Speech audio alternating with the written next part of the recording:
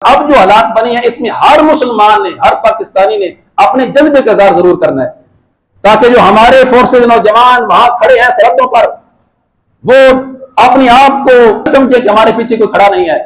ہم ان سے یہ کہنا چاہیں گے کہ اللہ کے فضل سے آپ نے جس غیرت ایمانی کے ساتھ ان کے طیاروں کو گرایا اور ان کو دن کو تارے دکھایا ہے، پوری جو پاکستانی قوم ہے وہ آپ کے ساتھ کھڑی ہے اللہ کے فضل سے۔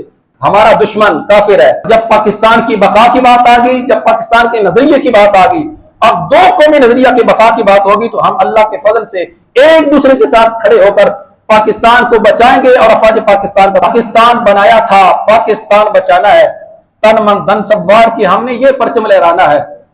امن سکون سے بیٹھنے والوں آج اونچے ایوانوں میں ان کو بھی تو یاد کرو جو کٹ گئے تھے میدانوں میں، کتنی غیرت تھی ان میں اور قوت تھی ایمانوں میں۔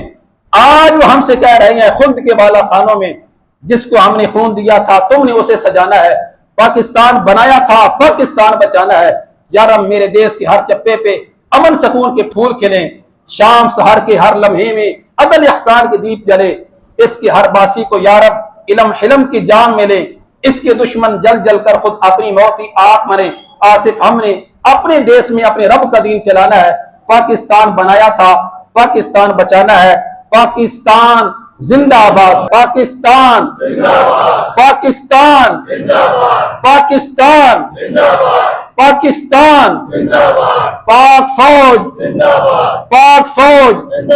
اللہ تعالی ہمارے اس ملک کو تعصب قیامت شاد و آباد رکھے اور اس کی حفاظت کرنے والوں کی اللہ حفاظت فرمائے۔ وما توفیقی الا باللہ۔ یہ